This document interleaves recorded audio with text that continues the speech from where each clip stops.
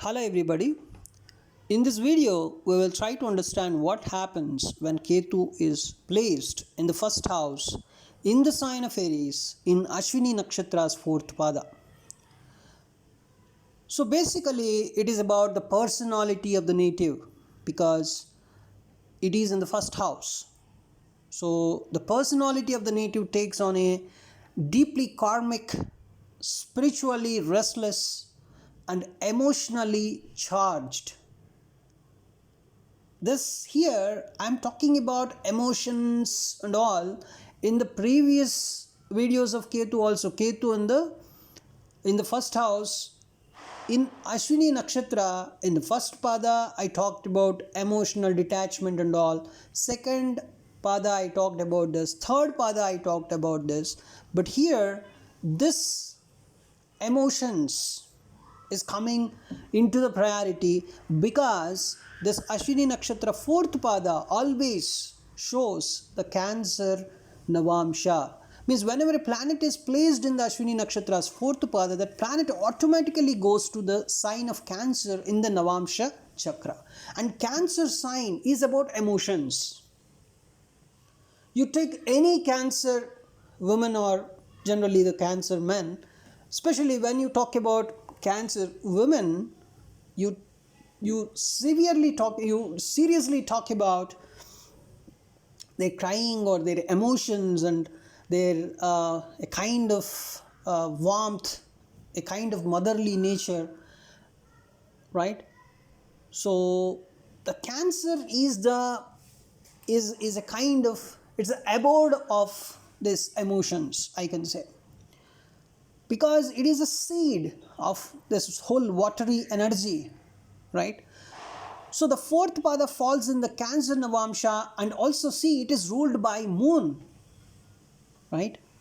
A kind of moon is all about emotions, which this moon energy, this Cancer Navamsha energy is adding highly emotional, sensitive and nurturing dimension to this Ketu's detached nature here.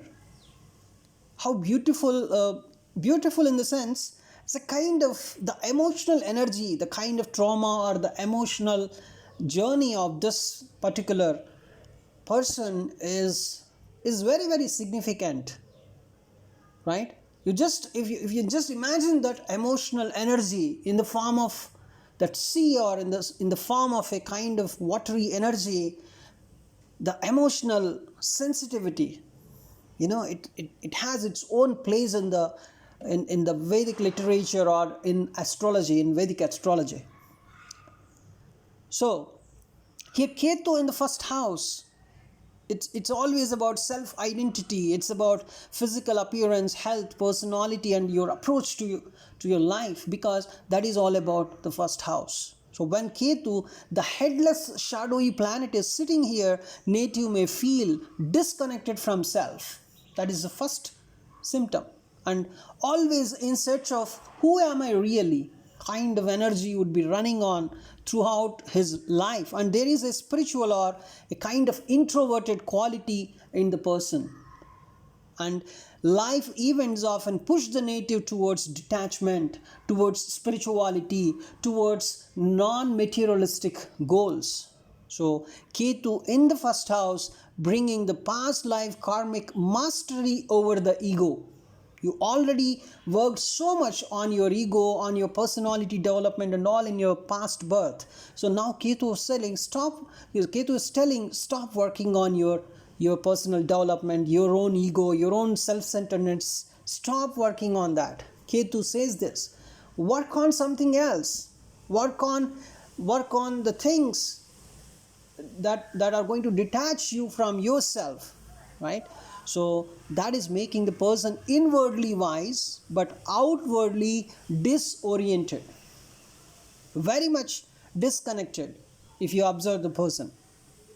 And Ketu in the Aries, so there is a kind of warrior energy always, but as Ketu is present, we say this particular Ketu in Aries is in single line, we say with two words, this is a spiritual warrior, right? So outward world, the person appears to be a kind of warrior, but Inwardly, he is disconnected from this warrior nature and all. But outwardly, he looks like that. So Aries is ruled by Mars. It's a bold, direct and action-oriented planet. So Ketu in Aries creates a kind of inner conflict for sure.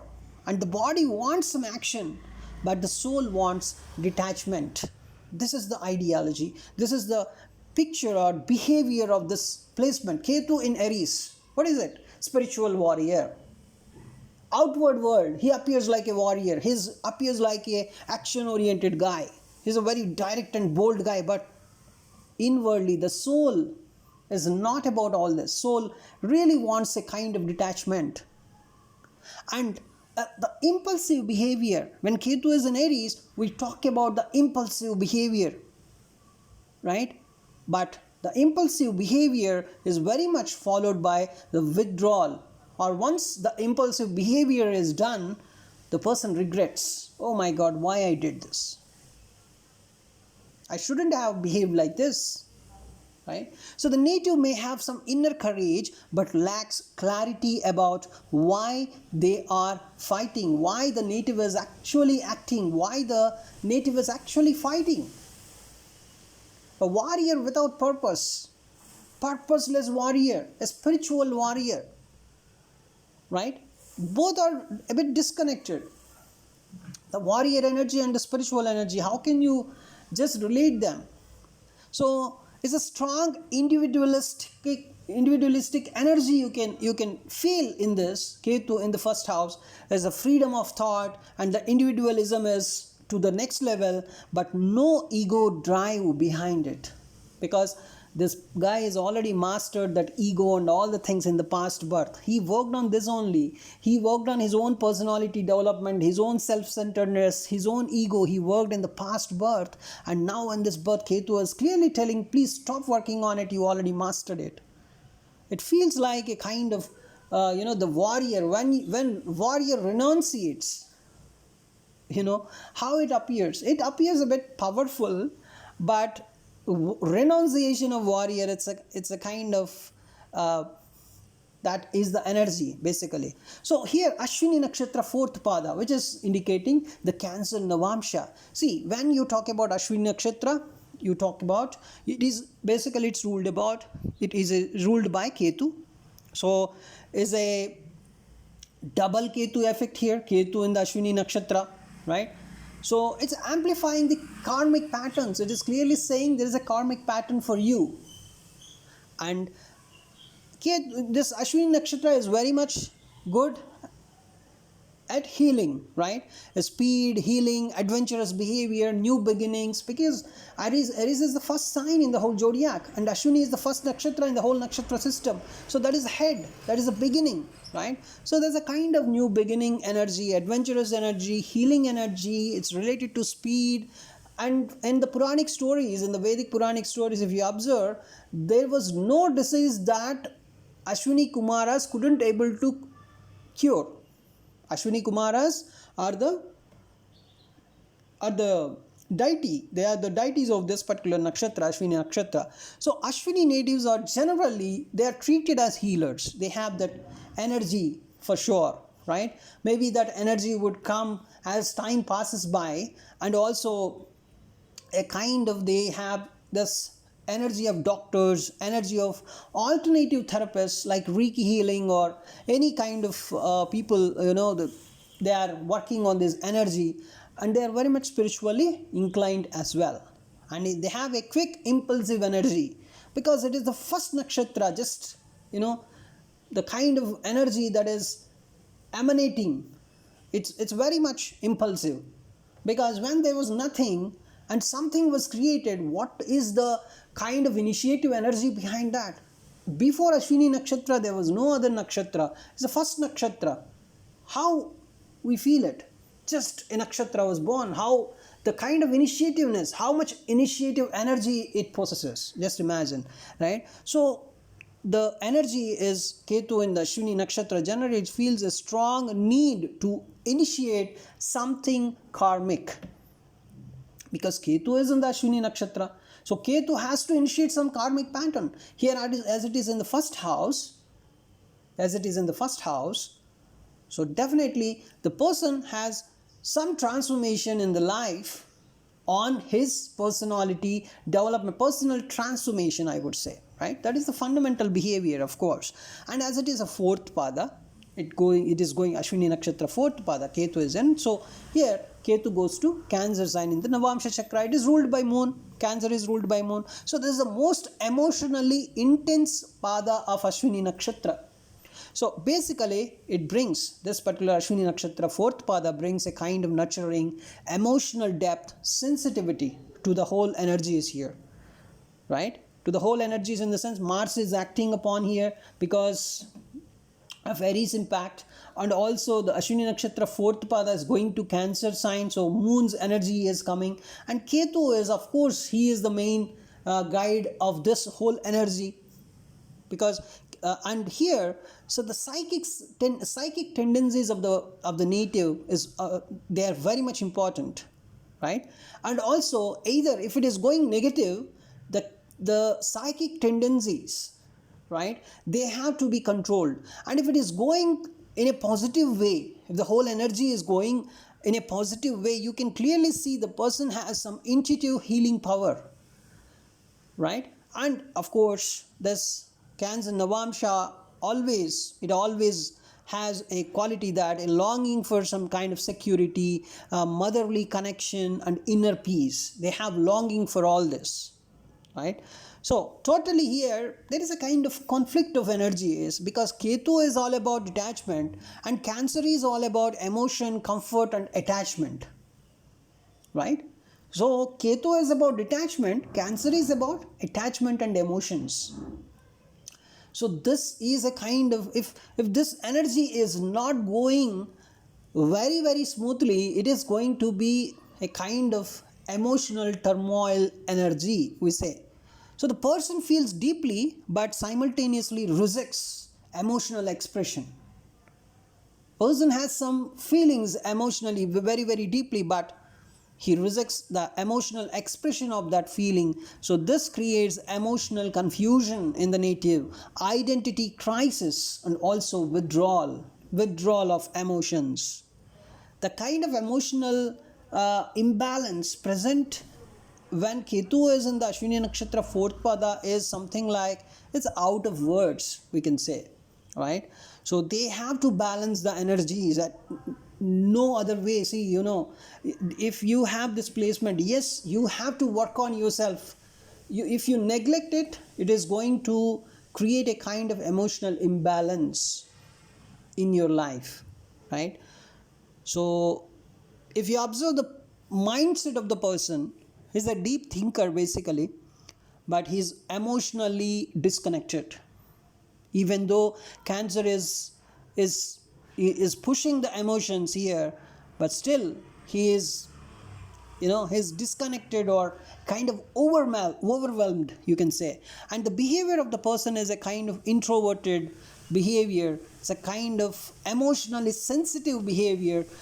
The person may cry in private, but appear for outwards, he may appear like he's not affected by anything, but he cries privately for sure.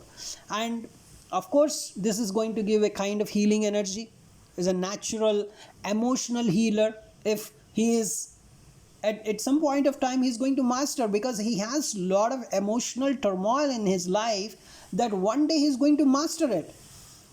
See, when you're experiencing something, it doesn't mean that you're experiencing it, one day you're going to master it, because you're experiencing it repeatedly. When someone experiences something repeatedly, yes, one day we are sure that one day this person is going to master it. So the emotional turmoil or emotional imbalances that this person experiences throughout his life makes the person as an emotional healer also, because he knows about emotions now, right? It's something like, of course, it is not related to this particular context. I'm talking about the cheating thing. See, when a person is getting cheated repeatedly, he knows about cheating much more than anybody else in the world, right? So kind of, the person is emotionally imbalanced, emotionally disturbed, right? So then the person knows about the emotions a lot. That is what is going to happen here with emotions. I'm talking about emotions, not about cheating, right? I'm talking about that. So is this particular case, a person may use some kind of intuitive methods also one day to heal other persons emotionally. It can be Reiki healing, it can be a kind of counseling he can do, because he experienced this kind of emotional turmoil, emotional imbalances and all for, let us say, 30 years, 40 years, whatever in his life. Then after that, what he would become at the age of 40, let us say, he would become a very good emotional healer. He knows about others' emotions. Okay, this person, as he has undergone through so many emotional imbalances, now he is going to master it, and he can understand by seeing others. Okay, this person would be in this phase of emotional imbalance, the other person, right? So then he can heal. So that's why we say when Ketu is in Ashwini nakshatra 4th pada, then the person can become an emotional healer. The emotional healing he did not practice anywhere, but in his life, in his own life itself, he experienced a lot of times that now he mastered that emotional things. Now he can guide others. He can even be able to heal others. He can invent the techniques or methods to heal others emotionally as well, right? So this is a powerful placement. Who can become an emotional healer? Somebody would have, let us say, I'm taking some other people, not the people with this placement. Let us say there are some rich people or the very well versed people. They read a lot of books, they read so many things, but can they become emotional healers? A natural emotional healer, can they become? No. But this person, Ketu in the Ashwini nakshatra 4th pada, he can become, because he himself experienced it, or she herself experienced it, and now he or she knows that how the emotions are working on. That is the fundamental behavior of this nakshatra, and there's an attachment issues for sure, because Cancer Navamsha is talking about crying about emotions, and Ketu here is saying is talking about detachments. At a time it's not possible. How can you see day and night at the same time? Only at the time of depression period you can see. In the evening you can see.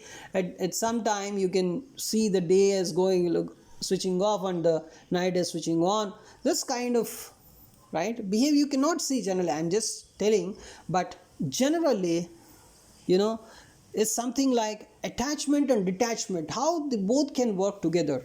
Only, as I said, only in the evening time, the depression period, you can see both.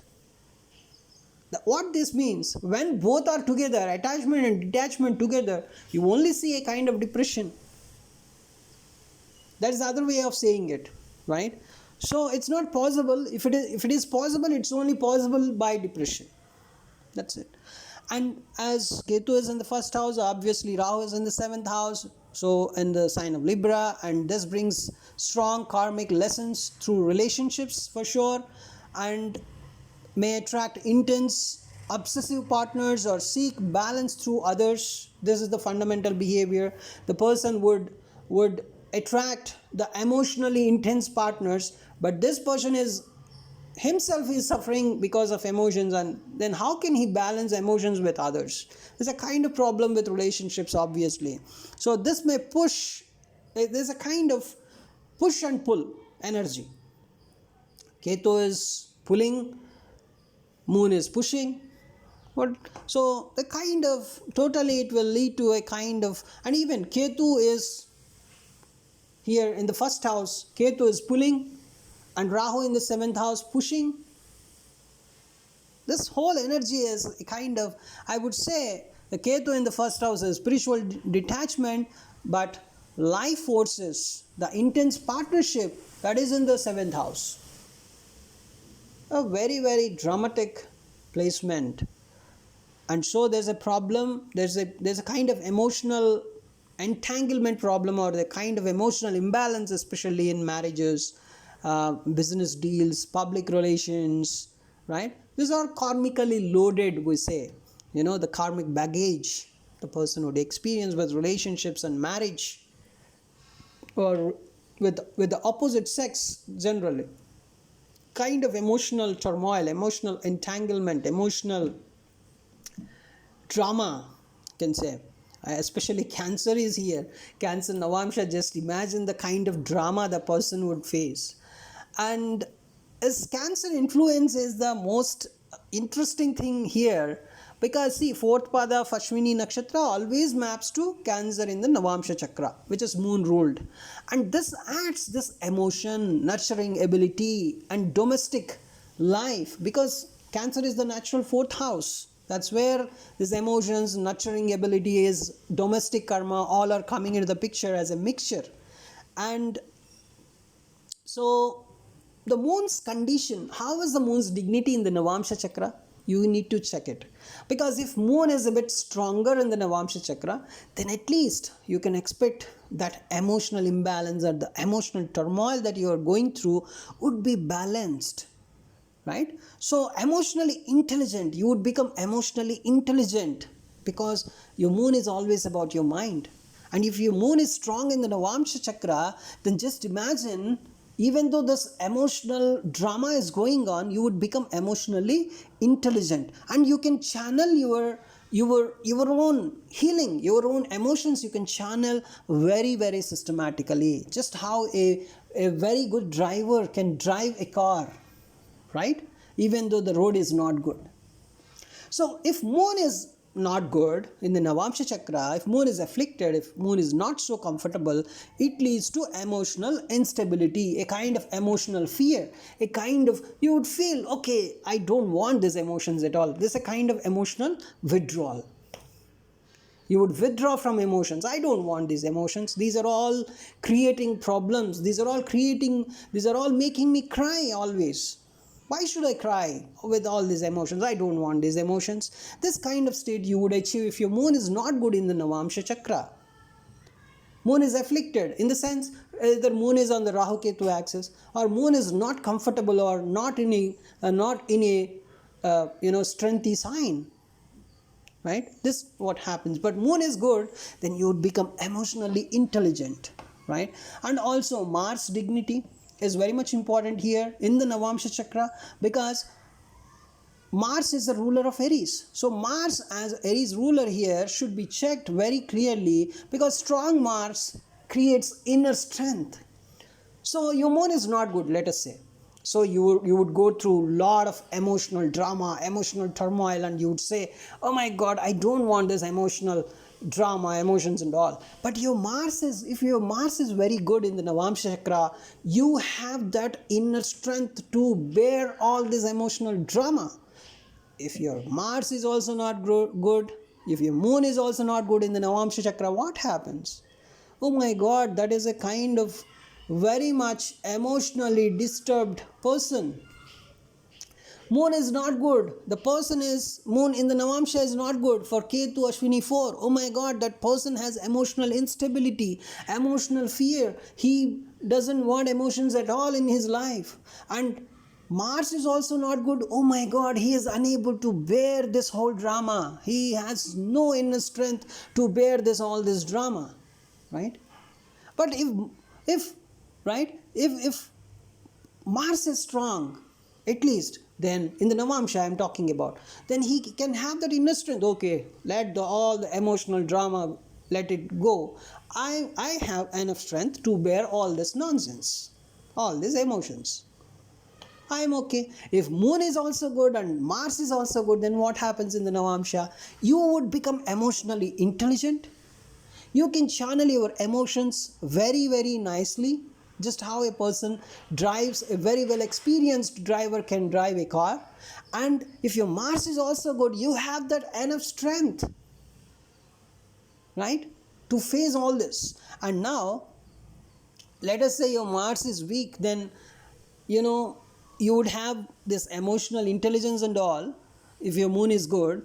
And if Mars is not good, then you would have some kind of confusion, some kind of anger issues, some kind of cowardness you would experience towards these emotions, even though you are emotionally intelligent, because moon is good, Mars is weak. You got it? So that is the picture, whole picture. So you need to check the dignity of moon and Mars also in the Navamsha chakra. That's what I want to tell. So now the emotional foundation, the emotional drama, this is the whole picture of Ketu and the Ashwini nakshatra, fourth pada. Now, so you can see the kind of lessons you are learning and how you need to, how you should become spiritually inclined, right? So your identity, basically your identity, your emotional life, your relationships, these are all, you need to understand with this placement, right? Are you have some clarity about your identity? You're spiritually good? How are you spiritually, right? You need to check it when you have this placement. And emotional life, this is the major thing, right? So you want love in your life, you want some kind of nurturing, are you receiving it, or are you in a position to fix it, or are you in a position to balance all this?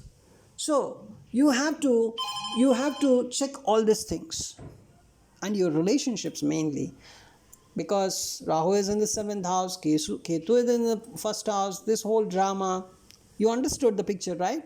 Emotionally, you have to drive yourself. That's what I want to tell. I will tell you the remedies also, because your Ketu it has to work here, and you have to appease Ketu if it is not.